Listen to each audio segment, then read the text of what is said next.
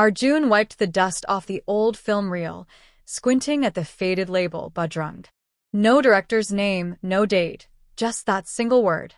He had spent the past few weeks exploring abandoned cinema halls, hoping to find something rare, something forgotten.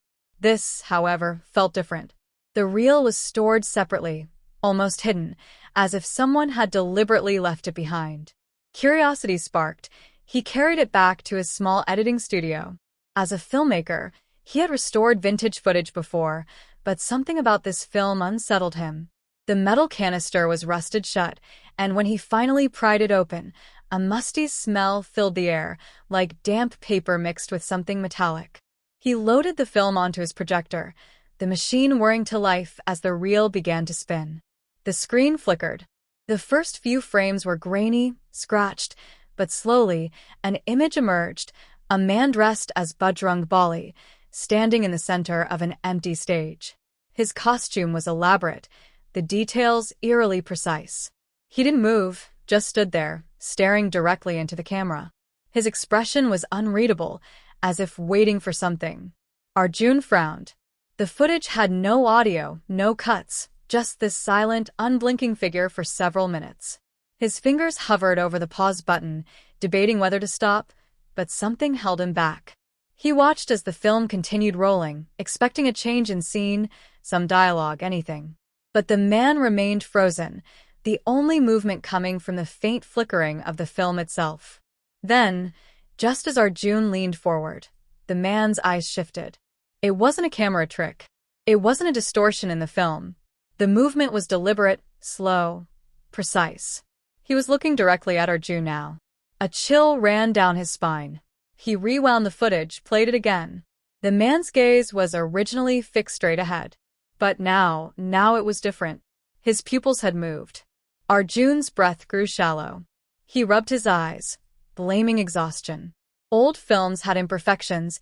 This could be some strange artifact from the reel's decay. He paused the footage again. This time, something else was off. The man's mouth was slightly open now. He checked the earlier frames. No, that wasn't there before. The lips had been sealed shut in the beginning. But now, there was a hint of a smirk, just barely visible. The room felt colder. Arjun swallowed, his fingers unsteady as he pressed play again. The footage flickered once more, the scratches on the reel distorting the image. The man's expression hadn't changed further, but the sense of presence had. Like he wasn't just on the screen anymore.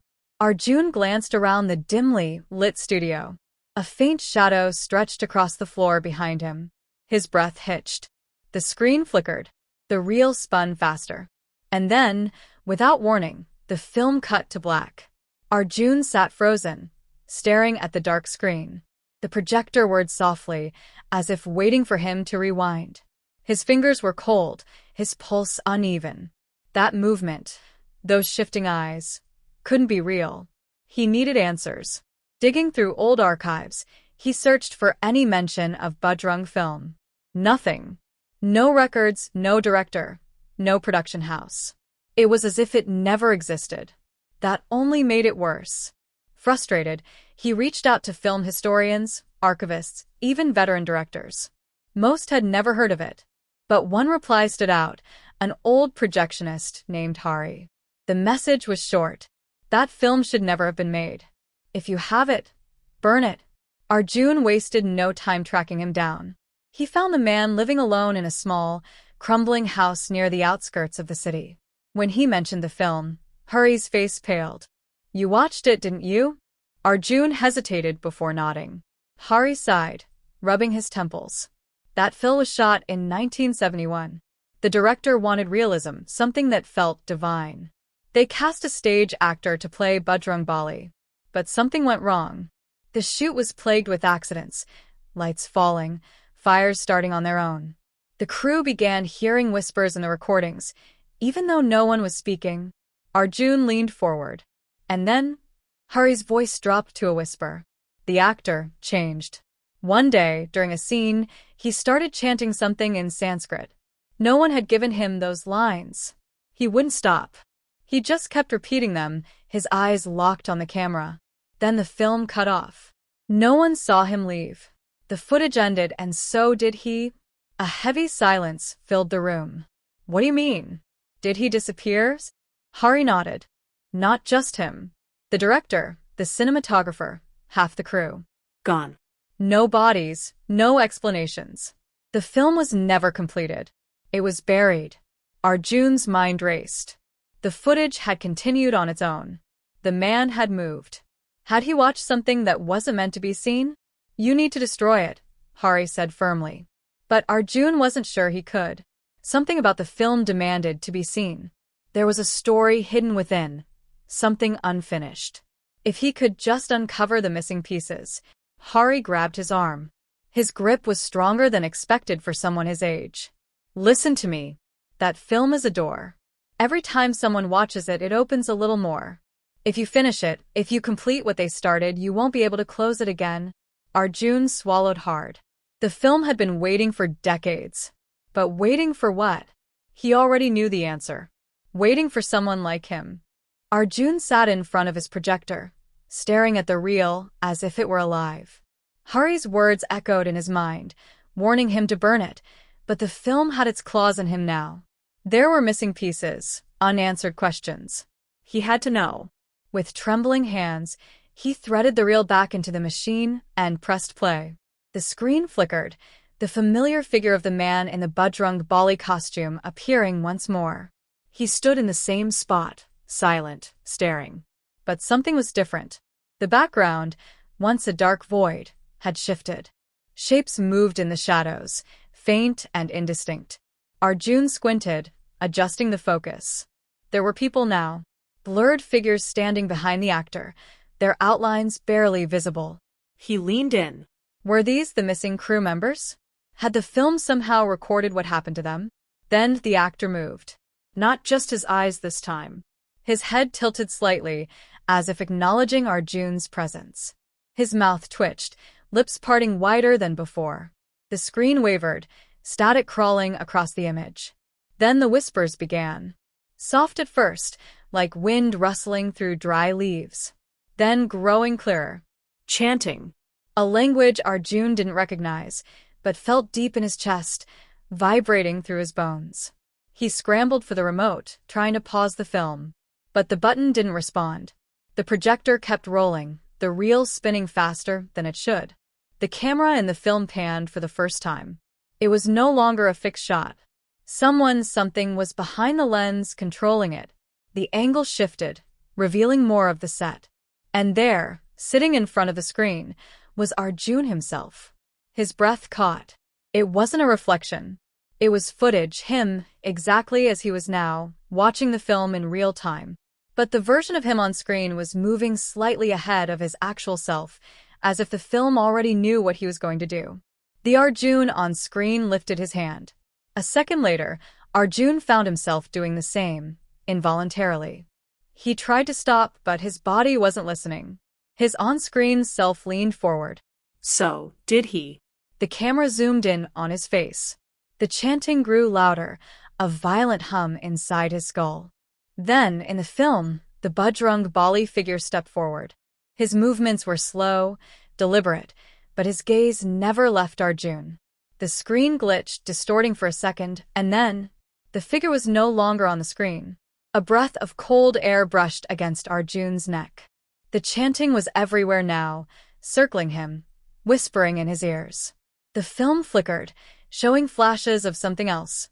Arjun wearing the costume, standing in the same empty void. The screen cut to black. The reel stopped spinning. Somewhere in the darkness behind him, a footstep echoed.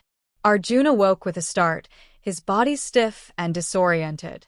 The air in his studio was thick, heavy, as if he had been sitting there for hours. He glanced around, trying to make sense of his surroundings. The projector was off, the film reel still sitting untouched on the table. But something felt wrong. His reflection in the glass window across the room seemed distorted, a blur at first. But as he focused, he noticed that his own movements didn't match. His reflection blinked a moment after he did. He froze. He moved slowly, staring at his reflection as his hands rose to his face, trying to wipe away the confusion. It felt like he was watching himself from a distance, as though he weren't completely in control of his own body. He took a step back, heart racing. Was he dreaming? His reflection stepped back too, mirroring his every move, but there was a delay. A split second before it responded. The chill in the room intensified. Arjun turned away from the glass, his mind racing. He needed to get out, but something was keeping him rooted to the spot. He checked the time on his phone. It was late, but it couldn't be the same night. The last thing he remembered was the film that had pulled him in deeper with every passing frame. Panic set in. The film. He had been watching it all night. How long had it been playing? Was he still trapped in the same loop, the same cycle? His phone buzzed. A message from an unknown number. Bajrang film, directed by Arjun Sharma, 1971. His stomach dropped. He hadn't told anyone his full name. How did they know? He scrambled for the computer, desperate to find some clue, some explanation. His fingers flew over the keyboard, searching for any connection between him and the mysterious director. He came across a strange, blurry photograph of a film set dated 1971, where the man in the Bajrang Bali costume stood front and center. But it wasn't just the actor, it was him. The realization hit him like a punch to the gut. The actor in the film wasn't just any stage performer. It was him. But how? He hadn't been born in 1971. He hadn't even known about the film until days ago. Yet there he was, standing in front of the camera, a young version of himself dressed in the same costume, in the same set. A distorted thought flashed through his mind. Had he always been a part of this cursed film? Was this just a continuation of something that had begun long before he ever found the reel? The room felt smaller, the walls pressing in. His reflection still lingered in the glass, now staring back at him with an almost mocking expression. Arjun's own eyes were filled with a fear he didn't recognize. Was it him, or had the film somehow taken control? He ran to the projector, feeling a strange compulsion to load the film again. His hands moved mechanically, his body reacting on its own, as if something outside of him was guiding his actions. He didn't even question why he was doing it. The reel clicked into place. He pressed play. And there, once again, was the figure in the Bajrang Bali costume. But this time, the figure wasn't on the screen. The figure was behind him. The room grew darker, the only light coming from the flickering projector. The chant, once faint, now filled the air, an oppressive hum that rattled his bones. His reflection smiled. A slow, cruel grin. In the corner of his eye, the man in the costume stepped closer. And Arjun could no longer tell if he was part of the film or if the film was part of him.